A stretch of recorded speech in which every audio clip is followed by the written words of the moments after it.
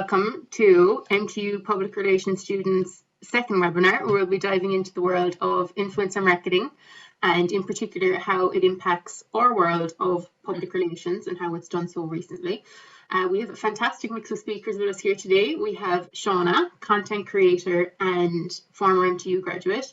Shauna graduated from the Masters in Public Relations last year, and the Shauna Doyle blog, which started out as a haven for fashion and beauty, has since travelled across multiple platforms and amassed thousands of followers. So hi, Shauna. Hello. And our second speaker today is Miriam Mullins. Miriam is a content creator and again a former MTU graduate. Miriam graduated from the Creative Digital Media course in 2018 and last year set up a TikTok account which has amassed over 1.2 million followers. We're also joined by Rob Kenny today. Rob is both content creator and communications professional, having worked for large UK and Irish communications agency while also cultivating a following online. Rob went on to set up his own public relations agency, Rob Kenny PR and Social. So hi, Rob. Hi. And sorry, Miriam, I didn't even give you a chance to say hello a minute ago. I just rushed straight on. So hi, Miriam. And last but not least, we have Sharon Bannerton. Sharon's having a couple of issues with her video today, but she is there. She's there in the background. So Sharon is the owner and managing director of Bannerton PR, an agency managing brand and corporate communications across a range of sectors. And Bannerton PR is 10 years old and is built on Sharon's rich experience in communications. So welcome, Sharon. Thank you very much. And thank you. Thanks. So welcome all speakers and thank you for being with us today. We're delighted to have you. And I guess I'll just dive straight in. And if any of the audience members have any questions or anything, be sure to pop them in the question box at the bottom of the screen rather than the chat box. And just indicate who they're for and we'll be sure to try and get to them at the end. So Sharon, I might start with you if that's okay. Yes, go first. So the concept of influencer marketing is something that we know has been around for years, but why do you think it's become such a popular strategy for marketeers in today's world? Well, I suppose the digital communications world is vast, and as we know, it's instant, and there's information overload, and I suppose it's difficult to get through a cut through for your message. So brands and businesses have taken kind of shortcuts by linking through to influencers that appeal to their market. So in order to prompt engagement or convey their brand messaging, as well as the various attributes to it, they get aspirational quality of an influencer on their product or service. So for example, influencers are also newsworthy and kind of attract traditional media coverage. So if I had a new lipstick that I wanted to launch, maybe I'd associate it with Lady Gaga, or a bank account, maybe Angela Scanlon. So for there, I can create media content for a business marketing, but then I'd have a celebrity and a feature editorial that'll also raise the brand awareness. So when I started out, and as you said, reminded me there 10 years ago, we used to call this type of marketing celebrity endorsements or expert opinion, but now anyone can be an influencer and thanks to the digital platforms. But it is by association and getting the right person for the right brand, and it's the instant awareness of it. Mm-hmm. And like we know that over the course of the past 12 months and longer now at this stage, that brands have had to be more open to integrating online strategies in a way that they just haven't before. And do you think that that's helped open the door to influencer marketing a little bit more? Maybe broadens people's minds to the concept, perhaps? Very much so. And I think if you, I think the influencers, and, we have some very strong ones of your panel as well today, but micro influencers have come to another layer as well. And it's like of a time that my mother would have, it's when you would kind of workers bees. So you have the master bee and they can, highlight the brand and create awareness.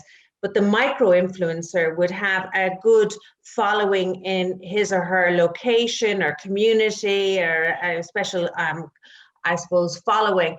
And you can get them to really, really work hard for a brand and sell a particular product. It's working.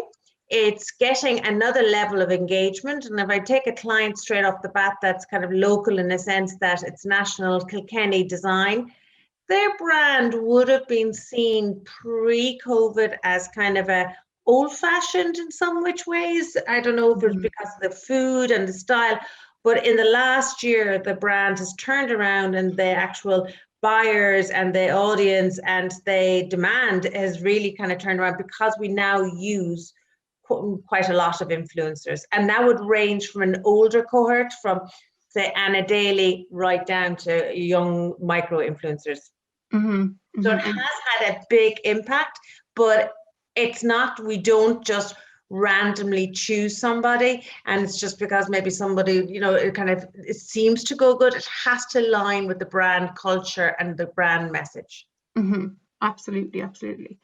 Rob, I might move to you for the next, but then kind of building on what Sharon has said there a little bit about the different types of influencers and how different types can have different impacts. What would you think are some of the key benefits of using influencer marketing in a brand's online strategy, that besides creating the wonderful content, of course, what are some things that might get overlooked?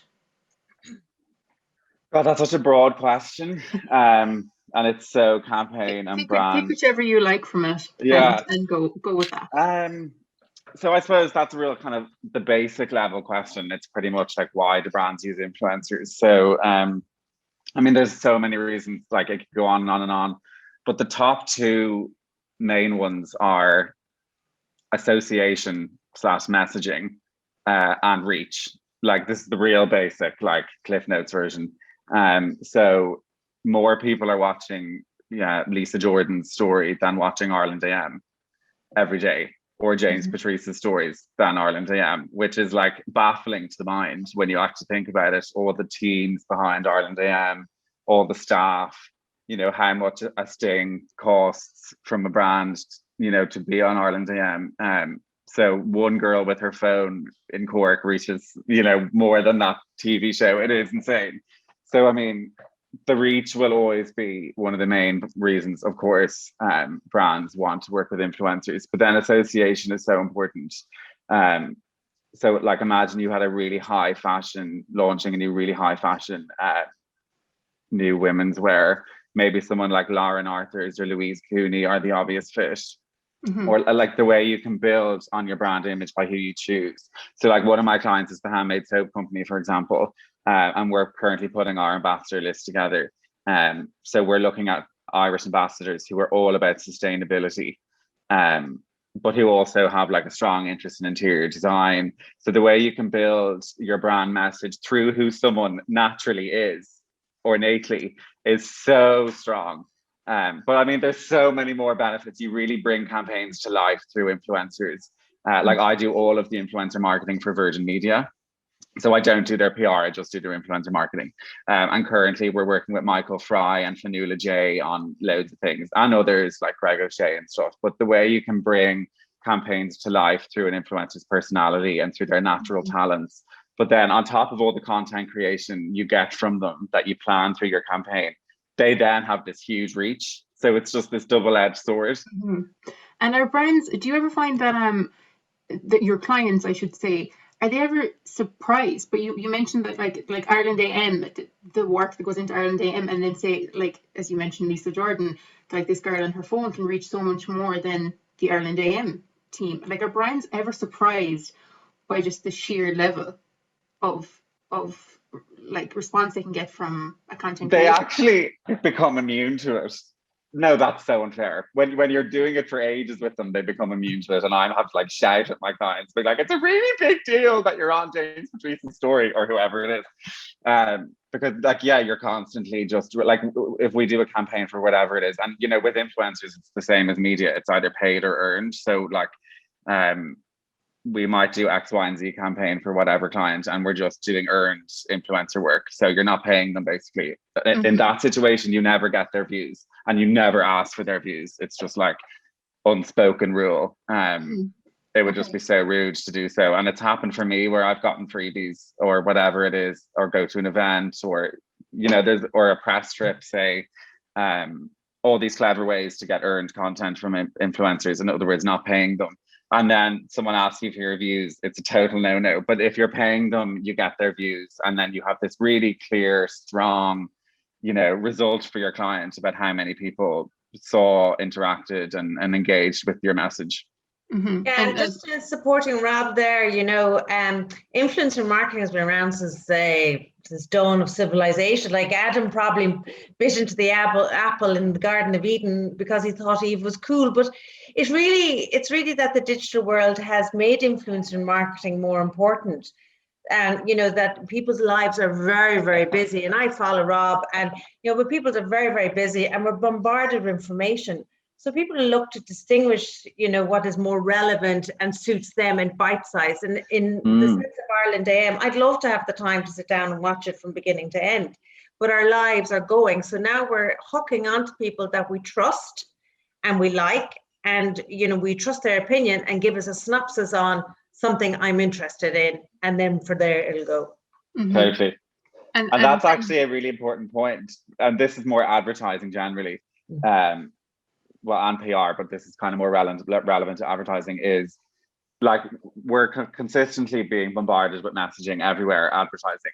Whereas when you go to watch an influencer story, you're actually paying attention. Like you chose to sit there and watch Niamh Cullen's story.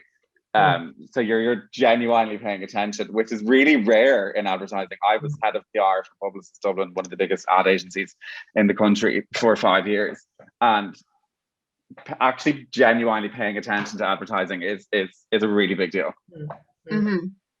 Okay. And kind of on the flip side of that then, Shauna, I might move to you.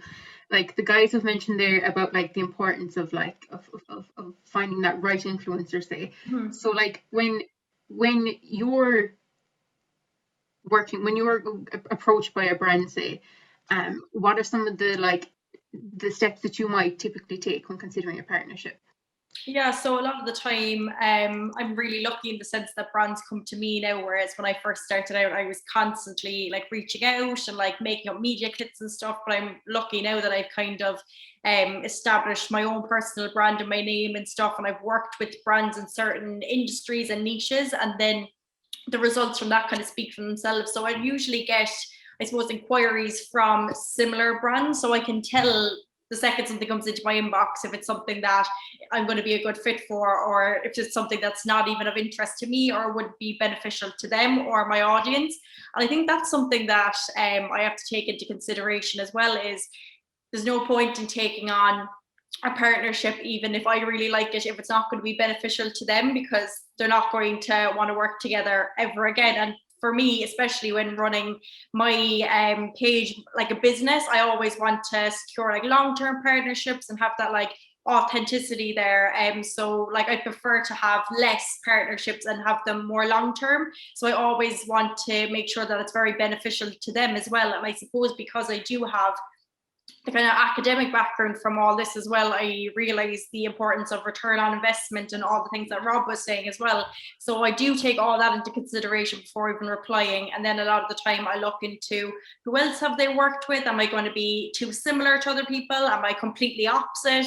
If it's something that my audience would even be interested in. And as of recently, I've been looking into, especially with like fashion brands and stuff, like their ethics, and if they're trying to be more sustainable, that's something that even myself I'm trying to do. And I'm by no means going to ever be a sustainability blogger or anything, and I still do buy some fast fashion and stuff, but I am just trying to look into the brands a little bit more than what I would have done at the start, and really just get a feel for what they are looking for, like past the brief, like what are they looking for from me, what do they expect from me, and just kind of get a better kind of insight, I suppose, of the brand themselves and their messaging, and see if it aligns with me. And I suppose because I am my own little kind of business, I always want their morals and values to align with my own, and then I just think that that will lead to a successful collaboration.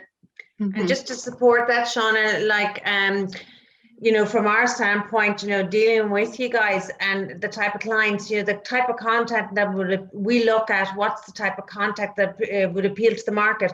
But the underlying thing, and even the office I'm sitting in now, it all reflects on the brand's values.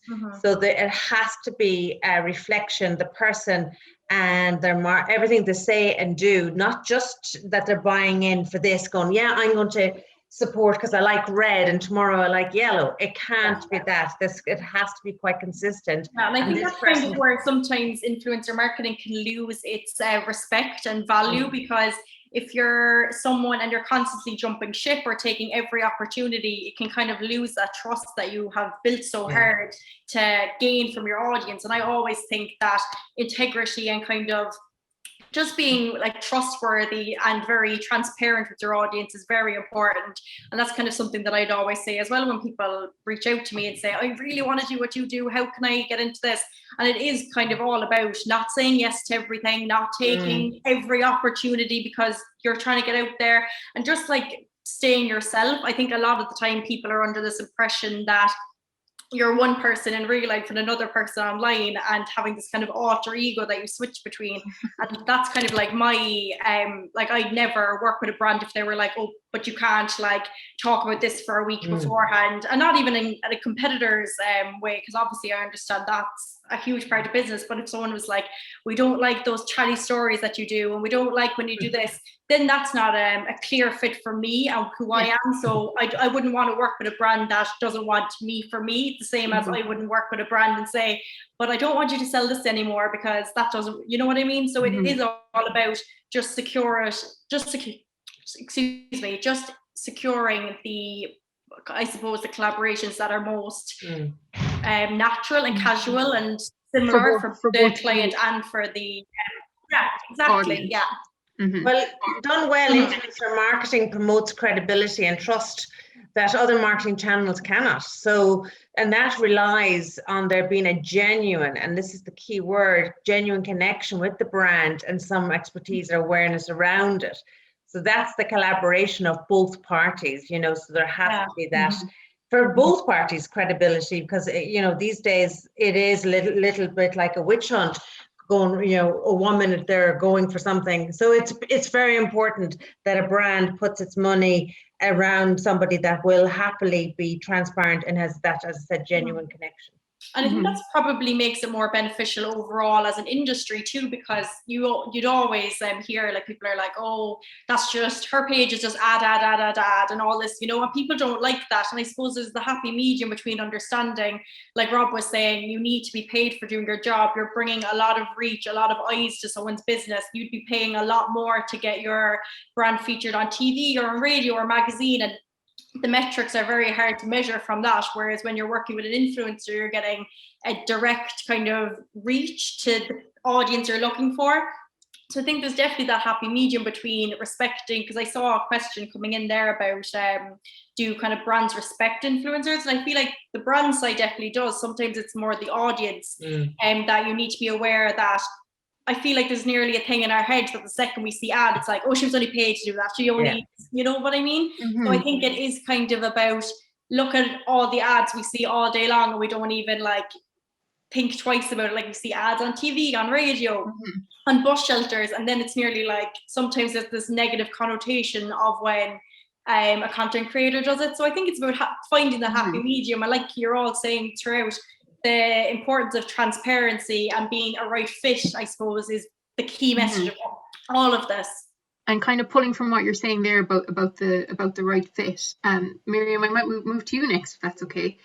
We know that like both yourself and Shauna work across a variety of social media platforms rather than just the one. And we've kind of learned over the year that it's quite difficult to bring that audience that you've cultivated in one place and then bring them to another platform is quite difficult to have that migration happen.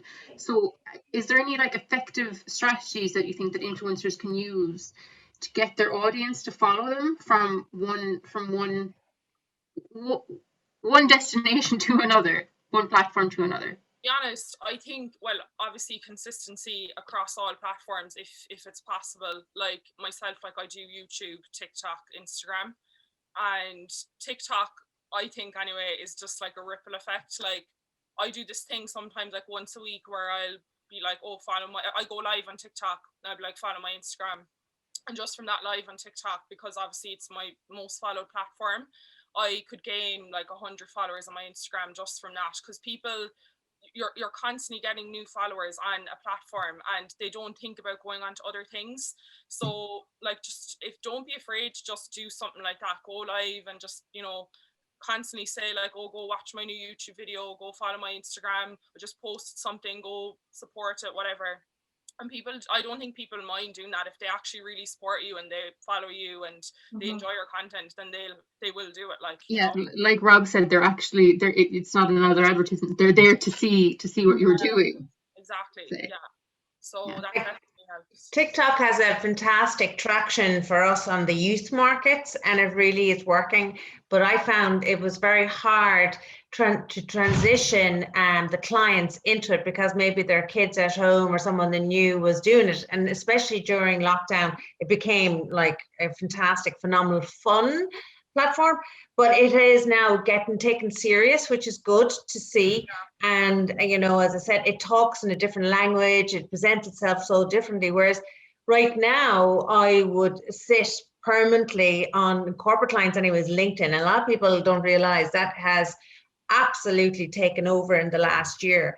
And I would place an awful lot on LinkedIn, and even on as an influencer, I would, if I'm not, but if an influencer would have a platform on LinkedIn, because it just puts that level of credibility up there, that you understand business, you have business acumen, you're, as Shauna rightly said, and as Rob, you know, you're running businesses. So it presents itself differently. And I said LinkedIn. Now Instagram comes and goes, but I have to say, if I hear another, you know, what do you think about TikTok and who would you put on TikTok? And between, you know, there's a huge growth opportunity there. There is, because it's just so new. And Miriam, like you've, as I mentioned at the start there, you've surpassed even the 1.2 million mark followers on. Amazing. Amazing is right. It's insane is what it is on TikTok. But because it's so new, and like no one knows quite still what to make of it or what to do, and everything's still so new. Did you find that growing your audience to that volume, was that difficult, or was there did you have a specific strategy in mind, say in growing it? To be honest, I just put in a lot of planning, a lot of hard work. Like I used, like last year in lockdown, I'd wake up at like 8 o'clock and I'd plan out my videos, my content for the day. When I first started doing TikTok, I used to post like 6 or 7 videos a day on TikTok, and at least one of them would do well. And I think that's like the beauty of TikTok, right? And people don't actually realize this, but I've realized is that it's mostly kids that watch it, right?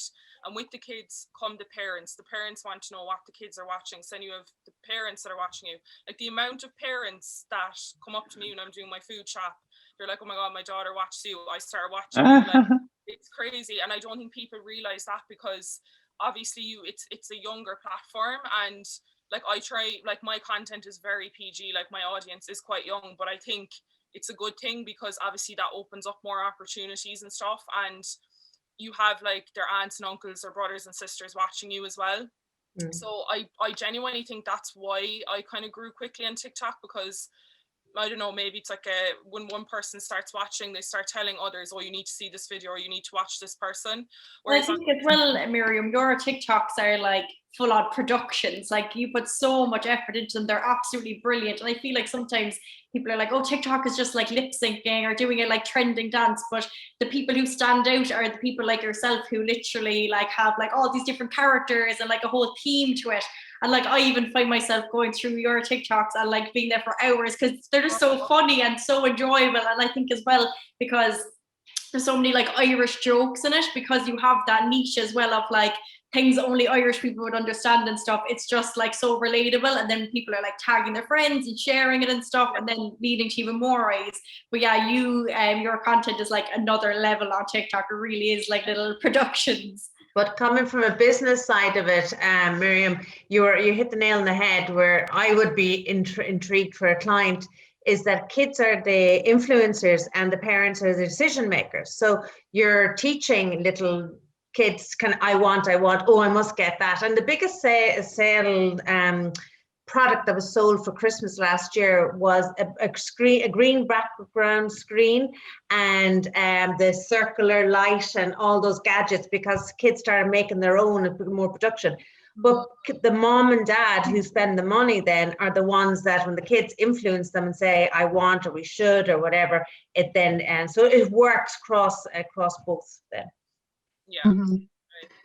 Because something you touched on actually as well earlier, Sharon, was the whole idea of the trust and the transparency. And over the course of the past couple of months in PR, we've really come to understand the importance of that trust when it comes to reputation management and all the rest of that lovely stuff. So like we actually came across research when we were going about this event from the Advertising Standards Authority of Ireland, and it said that 51% of consumers were concerned by a lack of transparency in influencer marketing.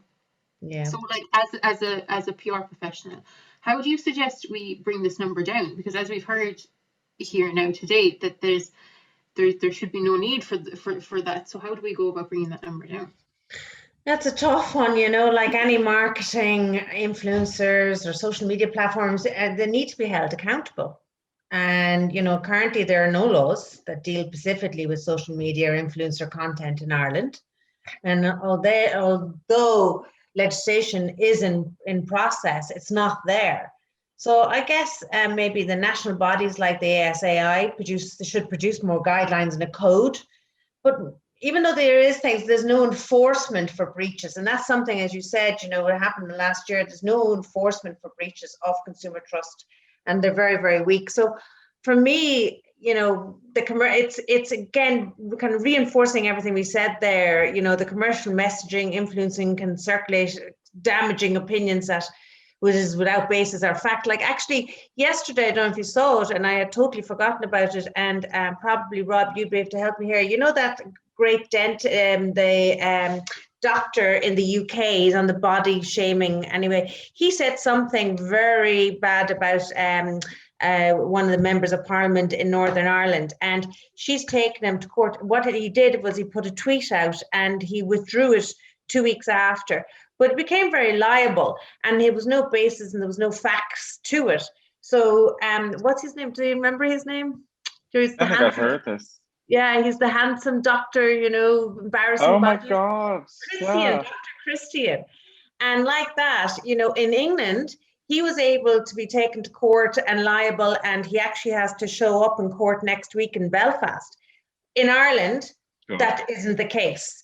And people say terrible things, and there's an awful lot of trolling and all the rest of it. So, people express concerns over transparency and what we can trust, so I think this discretion and we have to be careful in, what we put out there. There's, as I said, we can't do anything about it. People are very dubious about it. I said 51% of consumers are concerned about lack of transparency, but that's where I come into play to be the gatekeeper for a client, to ensure that we find and work with somebody that is trustworthy, they are open and transparent, and more importantly, they do adhere to the brand's guidelines. Mm-hmm.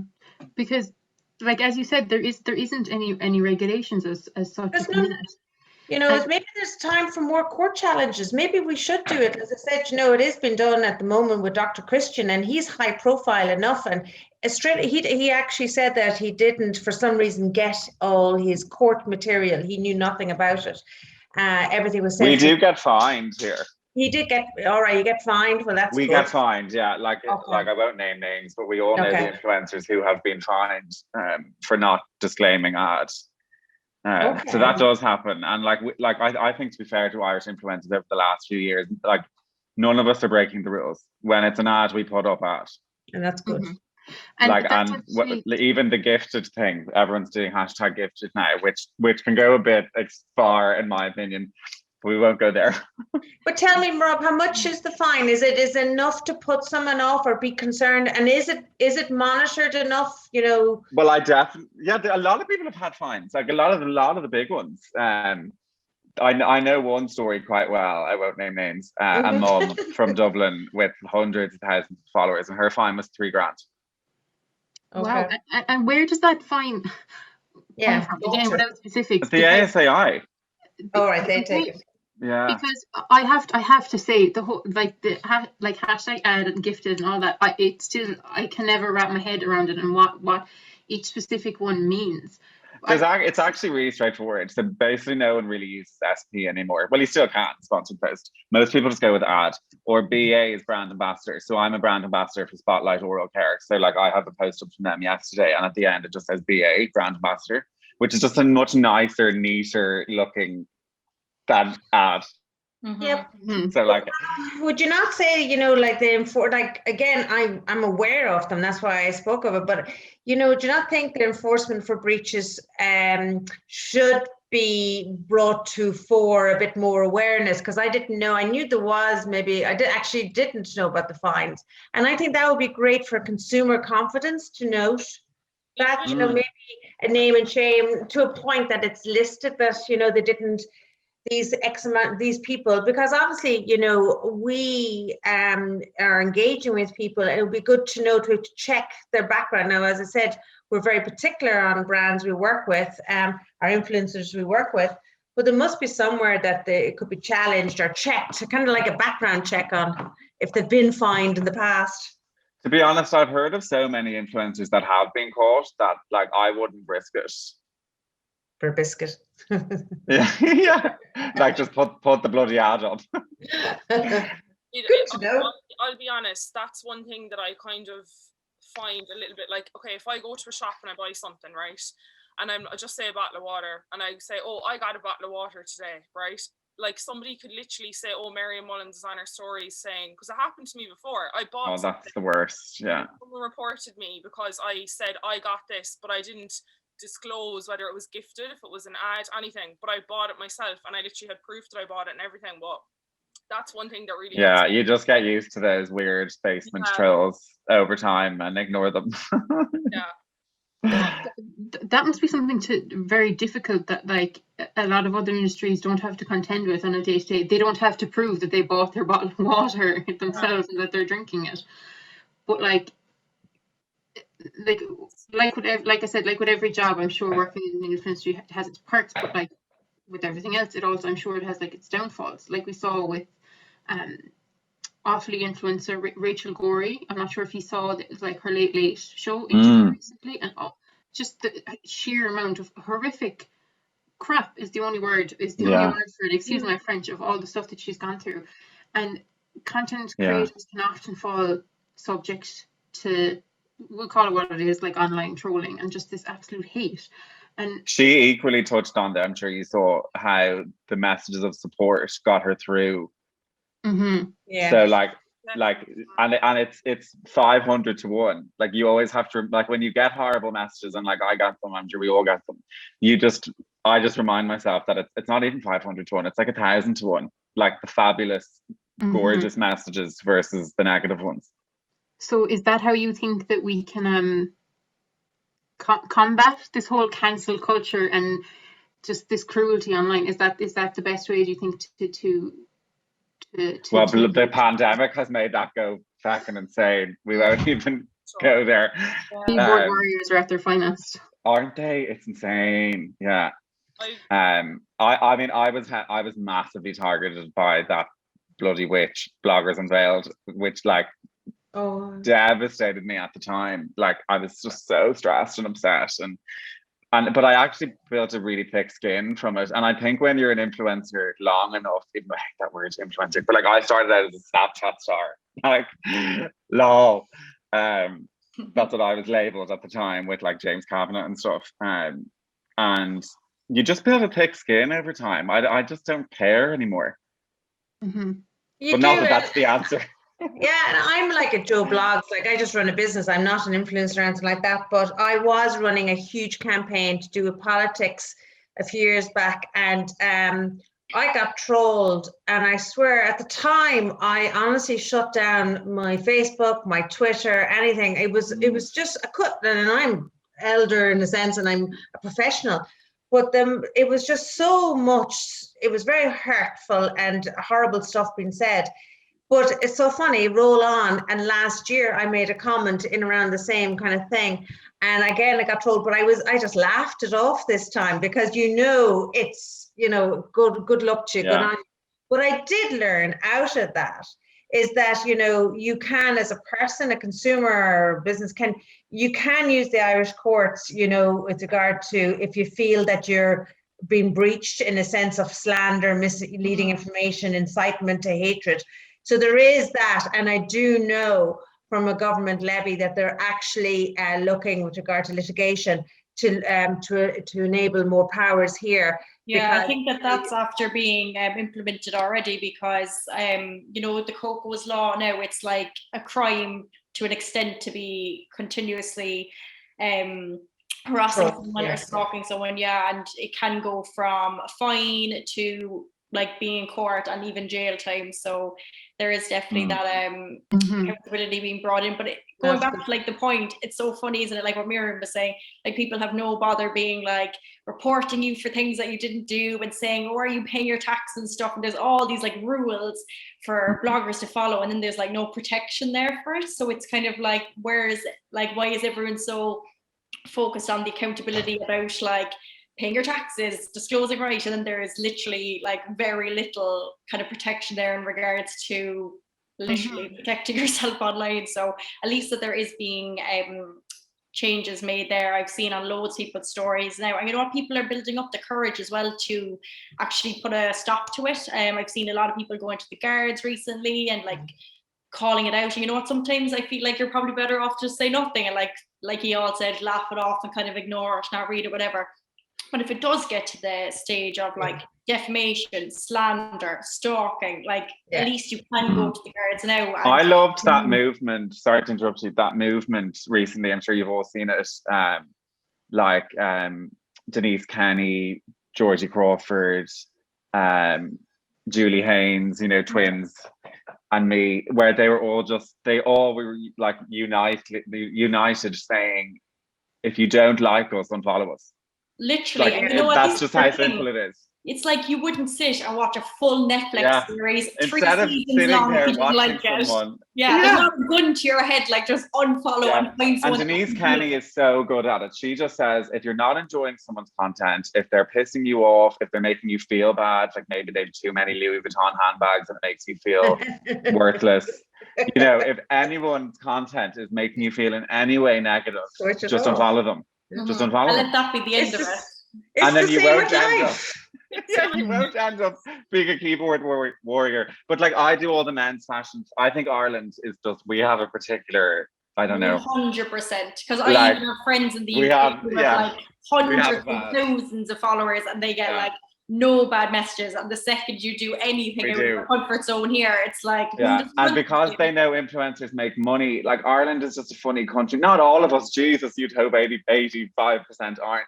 But like even my Today Show slots, like when I see when RTE put up the slots, like I don't even read the comments now, because people like, I think that there's kind of nearly an aspect of when you don't understand how something works, people nearly, and again, not everyone, but some people automatically jump to like the kind of jealousy or like begrudging kind of aspect instead of just learning more about the industry. So instead of learning that there's a lot of work, a lot of editing, running the literal business that it is, people are like, she gets freebies, she goes on press trips and blah, blah, blah, blah. It's not a real job and she doesn't have a brain between her ears. And you're like just learn a little bit more about the industry. And if you're still not into it, it's very easy just to unfollow everyone who is in that industry, I think sometimes the odd few bad eggs in the industry, because everyone's not perfect as well, and there has been like people or situations that have kind of given the whole industry bad name. And like sure, you could say that about everything. Like that's kind of why it annoys me when people are like, and she's doing too many ads and she's doing this.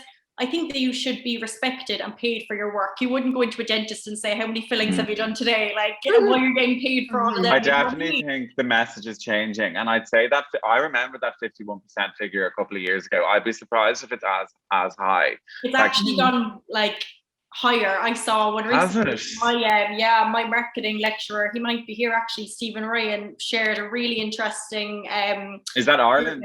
It's gone Yeah, higher. in Ireland, less than 6% of people surveyed respect or trust influencers. They were the least respected and Sometimes I trusted. wonder, when you look at like Georgie Crawford and Trisha's transformation and all these people who just bring so much positivity. I know. Yeah. Like, it was literally like, it was like politicians, marketing people, influencers. I was like, oh God. But like you said earlier though, Rob, there is people that do respect it, and I think you said for every one horrible comment there's 1,000 like 100%. lovely ones. And like Shauna, I know that on your page you've become quite well known for your girly chats, I think you call them. And like, do you think that having this kind of open dialogue and being this transparent, a word we've touched on quite a bit, do you think that being this transparent with your followers has helped you in forming a better relationship with this audience? Definitely. Yeah, 100%. Because I feel like, and again, coming back to the whole, I suppose, how the industry works, people don't relate well to like seeing an ad in a magazine or something because it's a model and a big production team. It's all edited and it's like you just flip past it. Whereas like when Rob was talking earlier, when you're watching even organic content or an ad on an influencer or content creators page, you're watching because you want to, because you like what they're going to talk about, because you know you can trust their review, and because you have built that relationship there. So I find that because I have, like, that's how I started out. Like I was very new to the whole Instagram scene. Like I didn't even realize that there was a career really there. I was more of someone who was into YouTube even as a child, just for watching. So when I kind of got onto Instagram, even just myself on my personal account, I didn't even understand how it all worked. I didn't realize there was a career or money in it and stuff.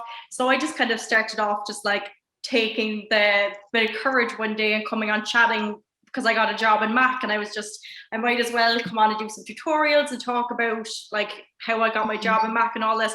And then it just kind of came from there. So I think maybe because I started out like kind of doing the chats and stuff, that's always what I would go back to. And I always say, obviously, even though this is my full-time job now and I'm like registered as a business and everything, and I do a lot of commercial work, I would literally throw that all away to still be able to do the kind of chatty aspect of it every day, and that's what's most important to me. But again, like it is, you have to keep the happy medium there too. You can't be disrespecting someone or slating someone for making money for doing their job, because you wouldn't do that in any other industry. And there's always the saying being like, if the influencer industry was like male dominated, everyone would be like, yes, like entrepreneurship, like do your thing. And because it's mostly women and mostly like content creators working from home, and it's like fashion and makeup kind of based, people are like, that doesn't take a brain, that's not a real job. And I'm sure everyone who's in the industry can say that they've gotten a message like that at some stage, or you went in and told someone what your occupation is and they're like, oh, but what's your real job, you know? So there's still a lot of and I don't even know if it's lack of understanding or just lack of respect there sometimes. But then obviously there are some people that are really interested in learning more about the industry, and like brands respect it and PR agencies respect it. And I've been asked to come on and do a lot of these kind of talks to other like marketing classes in CIT and UCC and stuff. So I think maybe it is just because it's a bit new as well that we're kind of getting used to it. And first to you, Shauna, sorry, I was going to say like empathy, and I hear you, you're very passionate, empathy and relatable content. You know, you're kind of looking at your Instagram, but you know, tailored to the market is always effective, and that's adapting and Rob, I know, is very good at that. Like people are bound by shared purpose and experience, and more than ever in the last year, we have a share, you know, conversation or purpose, and that was COVID, and we have to be empathetic more so than ever. And we've learned, you know, if you adapt your conversation to it, people will stop and tune in and listen because you're on a one-to-one relatable. Yeah. I might move into that. We've a load of questions coming in, and I might just move over to them for a second. And the first one I might go to would be for Miriam. Considering you were building your platform before you had done your leaving certain things, what made you want to go onto university rather than going full-time working with YouTube and all the rest? I actually started my YouTube after school. That was one thing that I did not want to do YouTube in school. I was mortified. So I started a couple of months after I did my leaving cert, and yeah, just kind of built my platform. And like college definitely helped because I learned so much about editing and like animating, and like that's where I made my intros and stuff for YouTube. So yeah, I just kind of got the confidence when I left school, to be honest. Just go for it, like. That's actually a question that I see coming there from our course director, Emmett. He was asking, is there any particular technical skills that content creators need to have or should develop to do the job and to the standards that you guys are all doing it? I don't think so, really. I to be honest, a lot of it is actually kind of self-taught. Like, I think if you just say download, like I use Final Cut Pro to edit my YouTube videos, right? I remember I downloaded it and I was like, oh my God, like how, like this is like, there's so many different things on the screen, like how do I do it?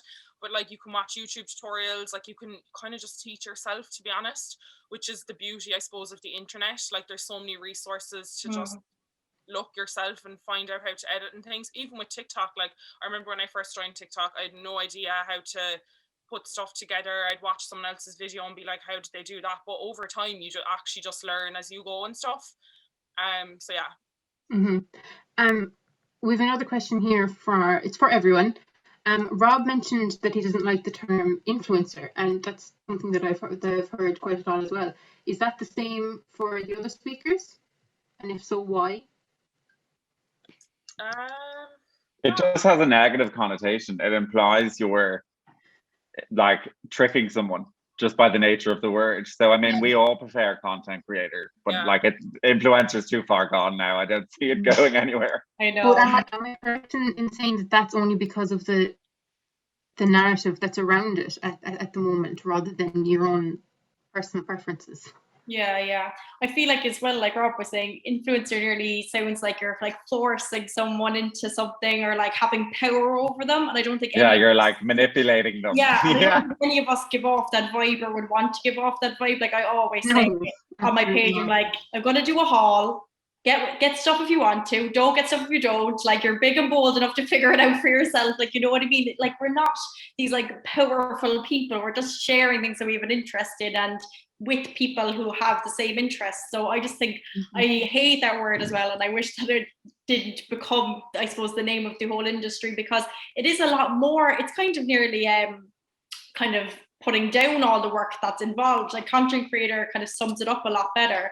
Like influencer, like you were saying, nearly sounds kind of like this manipulating kind of word, whereas content creator, like when you are self-employed and running like a platform, you're your own editor and your photographer and all of these other things.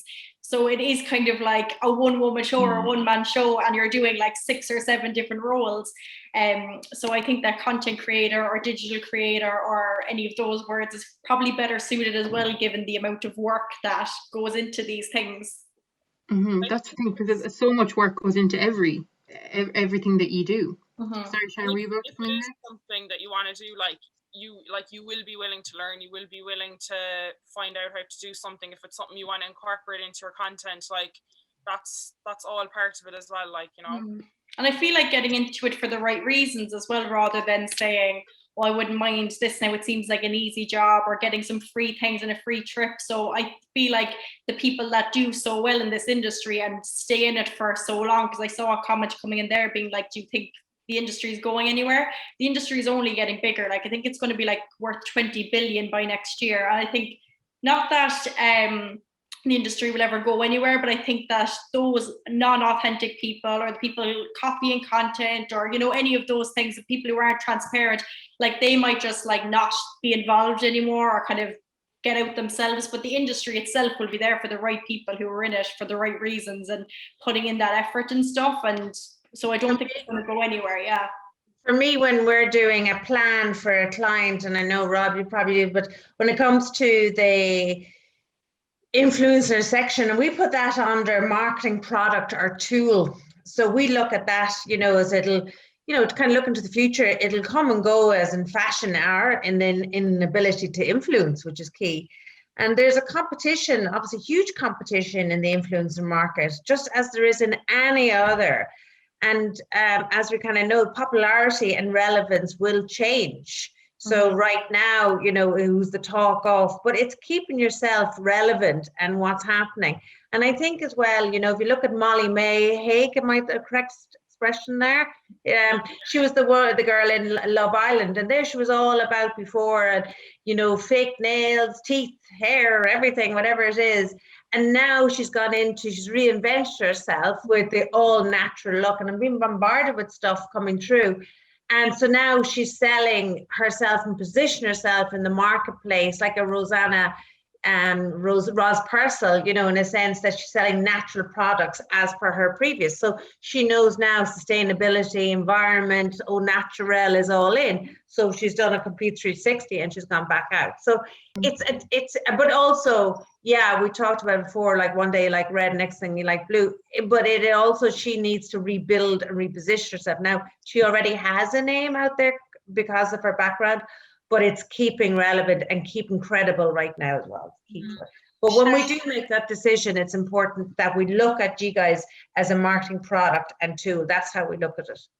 I might ask you a question from the box there, Sharon, on the back of what you're saying there, actually, about what would you recommend for SMEs with small budgets who want to work with content creators? We're very particular on that one, actually, because again, that's a broad question. It's very broad, yeah. And it's budget, like you're back to budget, because, you know, an SME can't afford €5,000 and, you know, and totally reliant on clicks and hits and hopefully it'll sell. They can't take that gamble. So it has to be something that, you know, that is going to, depending on the objective, is if it's to build awareness or build a brand. But in our case, what we do tend to do with a kind of a lightweight or an SME that's just coming in is maybe come up with a campaign. So to maybe use their brand along with supporting, you know, maybe the month of smiles. I can't think of anything right now because I know we've done a few of them. And one is Bloom in a Box, actually, in Galway, a fantastic concept that you received a flower, the stem, like the flower in a box, and it's from Me to Me. And what we did is did a big campaign, and we chose 5 or 6 people that we knew that would retweet, do a story about it, just to create awareness about the brand. And then people would, you know, drop the penny, go, sure, that's a great thing, just to be nice type things. But yeah, look, it's a very, Rob will know, and I know Rob works with a lot of clients. You've just got to be careful, because it's all down to budget. But now I will say I'm very aware of micro influencers, and I know the agencies now very well. They're using them, and I have to say they can work as well. And outside the bigger cities, like it does tend to work on a smaller budget. The real answer to that question is. I get it's probably my most asked question in my Instagram DMs. Hi, I've just started up a small business. Like, how do I get it? Like, how do I get out there? Like, how do I do PR? How do I do influencers? There's no direct answer to the question. You need to go to a PR professional like myself or Sharon, and we go off with our skill set and experience and come up with a campaign. And even with tiny budgets, we get creative, and you know that it's so different for everyone. So there's no like. Yeah. There's one final question I'll ask you guys, and I might put it to you all. It was directed at Shauna, but I think everyone might have a thought on it. This person says, I was interested by Shauna's work with the credit union. It's a brand with an acknowledged image problem of kind of the elderly. So it was exciting to see them doing something more up to date. So have you guys any thoughts on brands kind of rebranding themselves, I guess is the right word, with the help of content creation? Yeah, well, so Shauna, I'll start with you. Yeah, with me, with the credit union, so it actually was a really good fit for me because a lot of my audience is people still in college or just after graduating. So I would be getting a lot of messages, especially as we had to kind of work from home, people asking me about like how to get a car loan or how to get a loan for pay off their college fees or accommodation or work from home equipment and stuff. So it was a really great fit for both of us, especially because I was going into this collaboration knowing absolutely nothing about it too. So it was very authentic, very relatable. It wasn't like I was a finance expert being like, yeah, so this is what you do. I was like sat down in a room with a girl who was a finance expert, and we filmed a really great video, and the response on it was incredible. And even though it was very different to like what I said, my usual commercial pieces, which would be like fashion or beauty, I'm taking a lot more of a focus as of like recently on more lifestyle things. And maybe this is again because of the pandemic, like we're all at home with like black roots and no tan on and all the rest of it, like not buying as much clothes. Whereas these were things that people were actually interested in and wanted to learn more about. So it was a really great fit, and I was delighted to be like working with such it was a well-known organization, and it was great that they considered me, because like you said, even though their old advertising would have been focused more on maybe like people in their like in workplaces or a little bit older and stuff. So it was great. And they actually worked with another girl too, and they just let me completely free and kind of gave me whatever creative freedom I wanted to, and just trusted my kind of expertise on it, which is great. I suppose that comes back to kind of the respect aspect of things. Like even though it was a little bit different and they didn't have anything to go off on my page to see anything similar, it was a huge success and they really enjoyed it. And yeah, hopefully I'll get to work with them again, because there's still so many questions coming in after it. And it was beneficial for both of us, because I learned something and they got put in front of a new demographic, and my audience really benefited from it. Mm-hmm. And Miriam, would you have found the same thing perhaps with any brands that you might have worked with? That they... Yeah, definitely. Like even with TikTok now, for example, a lot of brands that would email me would be like, okay, we've never really done much with TikTok before. We don't really know like what the best way to go about it is. So they tend to give me the reins, which is really, really good. And like normally it works out really well, which is good because TikTok is so new. And I think a lot of brands that work with like an older demographic are trying to kind of stem into influencer marketing, and maybe they're kind of used to doing like mainstream media marketing, like TV advertising and stuff. And that's a really good thing, because obviously influencer marketing is a lot more, I guess, personal, relatable, you know what I mean? So I think it's great that more brands are kind of going into that kind of route, you know? Mm-hmm. And Rob, what would you think? Do you think I totally agree with Miriam there, actually, because I have found it hard to get some of my clients to move to TikTok. Like when I was hearing Miriam speak earlier, I'm like, she's going to be loaded next year. But like my clients still like want, they want the big names, the Holly Carpenters, the Louise Cooneys, but that's just going to take time. And I'm big like, no, like you need to look at this person. And like the younger marketing managers, and I'm thinking of my bigger clients, are like, yeah, I'm so up for that. And then it might go to a marketing director and it's like, no, I don't know who that is. Like I still want the Holly Carpenter. But I mean, that's just going to all change with time. Mm-hmm. And Sharon, I might give you the final word on it there. Oh gosh, products and service for younger people will respond better to influencer marketing. As younger people, as we know, use the social media, which the influencers drive. But influencers are also used to market on older people. And I can say this now because one of our clients are Halo Care. I don't know if you know them. They're new technology to enable people to live at home longer. But we use influencers on that kind of platform via traditional media, such as broadcast and, as Rob would know as well, print advertising or editorial.